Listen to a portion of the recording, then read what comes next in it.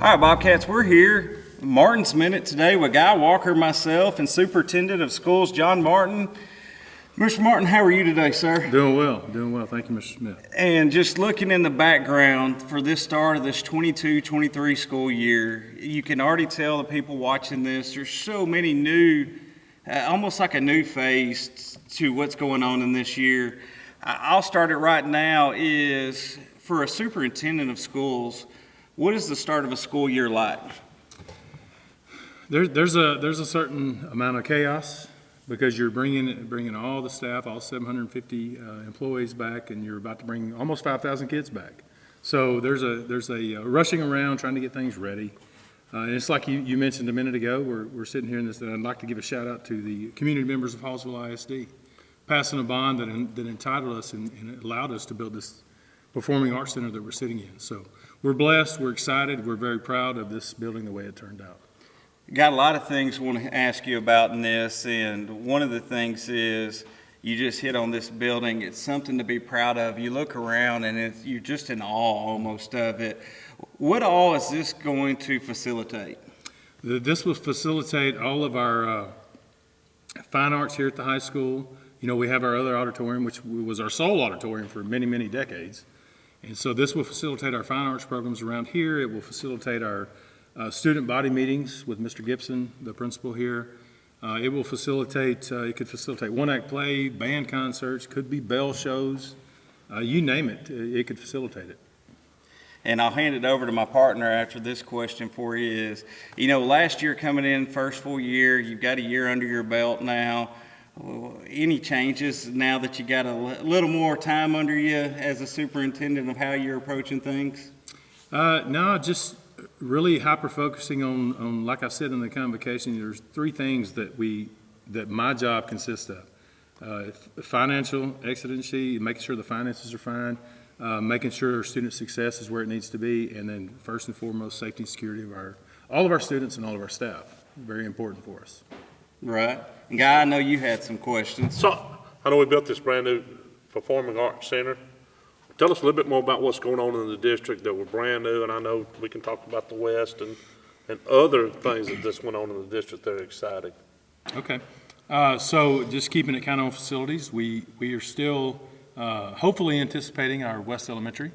We're a little bit behind out there, and so now we're kind of shooting for taking ownership of West Elementary around the end of September, which we've already kind of made the decision, because one of the things that I think a lot of community doesn't understand sometimes is you can't get ownership of the building and then the next week move in. It's a lot more larger process than that. So hopefully end of September we take ownership. That gives us October, November, 1st of December to get our teachers situated. They're going to be at a temporary campus for this semester. We'll get them situated out there, give them some time to get the rooms all set up, and then hopefully when we get back in January, we'll welcome all those kids at the West Temporary to their new building. So that's kind of the plan. That's a lot of portable, carts to bring furniture and stuff over to the new place. That is a logistics nightmare. Who all was involved in the logistics of, I know we've got the temporary West now. It used to be mine and your old junior high, Yes, which sir. was the 6th grade at one point, then it went to the 5th grade. So now we're the temporary West. Figure that all out in your head. So the temporary. So what I woke up about 3 o'clock about 3 weeks ago, and I went, oh wow, we've got to have some kind of signage, because when you start doing temporary campuses, Yes. there's a lot of people, I don't know many of them, but are not on social media, have not seen the updates where we're going to be. We've got to get some kind of signage that says, hey, this is West Elementary. And so 5th grade moved down to what used to be initially the middle school. And so it's a one classification campus. 6th grade this next summer will move down to where West Temporary campus is. This is kind of like a Sudoku puzzle. Our old junior high. Our old junior high. Yeah, you've got to kind of keep up with what the buildings are. So next summer will be a 6th grade exit from the junior high, be a standalone campus, be the intermediate 5, 6, and junior high will be 7, 8, kind of like it was back when we had it. Right. I know we got brand new lights at the softball field. Where I'm personally excited about that. Besides being LEDs, I'm not really excited about it. But that's anyway. I'm excited as well. It's nice to get rid of those what I call 1945 wooden poles. I'm surprised they lasted this long. Yeah, they had a little curve to them. Yeah, yeah. We've got the nice LEDs coming in that I hear we've got some training to do, We do. because I hear they do different things. You can make them flash, and When we hit home runs, and we do a lot of that here, we can make it run around the field. It flashes on and That's off, awesome. comes on and off. Some people can work it from their phone, not me, because I'm not smart enough, but some Oh, people can. they won't put that on my phone, No, trust me. no. Yeah. So, Only my partner would be so excited about lights and bring it up. A lot of new things happen in the district, but all of it entails having a lot of support from your staff. And while we're talking about staff, Mr. Marc, I heard they got raises. Can you talk a little bit about that? Because that's something I'm proud of, being a Bobcat, that we're doing that for our employees that work here. Absolutely, I'd love to talk about that. So let me give credit where credit's due. Our 7 school board members, our board of trustees, and I said it at convocation this morning, and I'll say it again. Every meeting that we go to, they're always excited about what can they do for our students and what can they do for our staff. And so they kind of came out of their head this year, and so they said, we're going to do something because it's time. We battle in the last couple of years. We battle other districts for skilled, talented teachers in Paris. So they wanted to do something big and make a great reaction to what we're trying to do. They came through and they said every employee, excluding the superintendent, every employee gets a 10% raise. Now that means whatever they were making all year last year, add 10% on top of that. That's what their new salary is going to be. That's what their new raise. In addition, there's a $3,000 retention incentive. It's not a bonus, but it's a retention incentive that's going to be paid out in November. And so every employee in the district, all 761, will get the $3,000 incentive bonus. I can tell you, as an employee of the district, I sure appreciate it. It means a lot, and the 10% raise, that is unheard of. That's a huge. It is. And people, if you add that up, it's 700, what'd you say, 790 people in the About district? 760.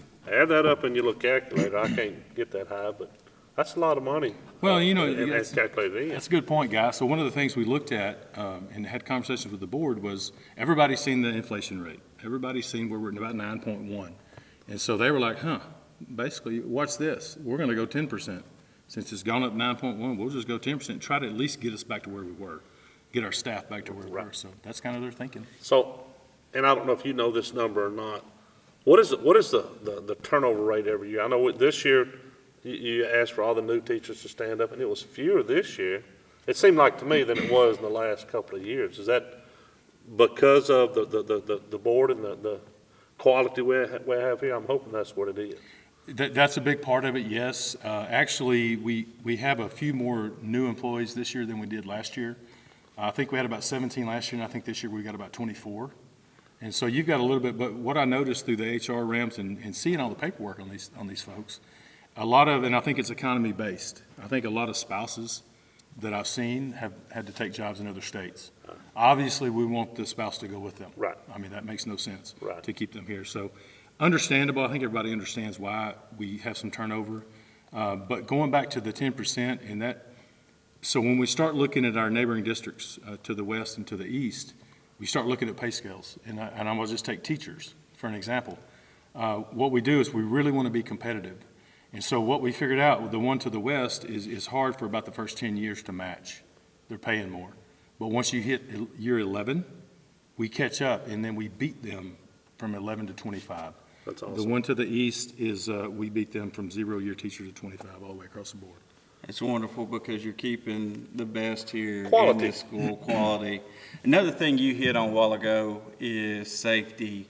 And I know right now, everybody in our society, safety is such a big talking point, something that needs to be taken care of. What all is Hallsville? I know you can't talk about every little thing, but I know just like the vessels coming through at the high school, what all has Hallsville done to ramp up safety for students? That's a good question. So what Hallsville ISD has tried to do, really even, you know, everybody talks about the devastation down at Uvalde. It's just devastating. So what we had started a couple years ago was really trying to harden our campuses, harden where our kids and where our majority of our staff are. So the vestibules that you're talking about, we've got those in every campus now. We really, working with technology, we really have got a camera system now that is a great camera system. I mean, it's not what you see on TV, these old fuzzy cameras. Right. These suckers they're clear, and you can actually see what's going on before they actually get to the door. Also mentioning to staff about locked doors and closed doors. If you look at the data on school shootings over the last 15, 20 years, any school shooter that they actually apprehend and they talk to and they question, majority of those are like, well, what was your MO? Why did you pick that room? And they said, well, I went down the hall until I found a room that was unlocked. And so that is why, that is FBI data, that is Texas school safety data. The biggest thing that we can do as school districts is keep them locked, closed and locked. It may save your life. And I know that the high school here, and I don't know, 30 or 40 openings. I'm probably wrong on that number, but you have to be vigilant to keep all your doors locked. Mm-hmm. Unfortunately, that's the way it's going to be. And I know there's other things that we're not allowed to talk about implemented in place, and the lockdown rules of people locking down, we do a real good job here of that. And Well, it's what we've seen, and like I said, I've been here, I think this is my 14th or 15th year in the district, and what I've seen from different spectrums is a lot of times when there's kids in and out, in an athletic or a fine arts group, they'll throw something in the door. Well, the instructor or the coach didn't do that, but my point is that I'm having my principals talk to all of my organizers and my coaches and my directors is, hey, those kids are still your responsibility. Right. So you've got to make sure that one of our kids, out of convenience, doesn't throw a towel in the door or a shoe in the door, and because that's how access is gained. And so, right. And unfortunately, we live in that society nowadays. Because like you said it perfectly this morning, you don't think that could happen in Hallsville. Well, down in Uvalde, they probably thought the same thing. Oh yeah. And it's unfortunate that we're at that part of our life. It's not a matter of if, but when. Yeah. And that's so sad to even talk about, but that's where we are. And kind of just a few more questions for you, Mr. Martin. You stand in front of your convocation this morning, everybody's back. What was kind of the atmosphere during that, bringing everybody back this first day? Well, I always enjoy, there's two things that I enjoy my job, first of all, but I really enjoy two things. Convocation is one of them, graduation is my second. And so you get to be the first face they see and the voice they hear, and then you get to go, okay, everybody go to work, it's time to go to work. And then graduation, you get to see the culmination in what our end product is. And so right. That's what I get to see. The atmosphere today, I think was a lot of excitement. I think there was a lot of energy. Everybody seemed to be in a really good mood. And maybe it's the raises. Right. Oh, yeah. Maybe that'll help quite a bit. Yeah, maybe they've got young children and they're like, hey, I get to go back to work now. Yes. Whatever the reason is, but I saw a lot of energy this startup that I hadn't necessarily seen that extent of in the last 5 or 6 years. Well, your speech writing skills are pretty dadgum phenomenal.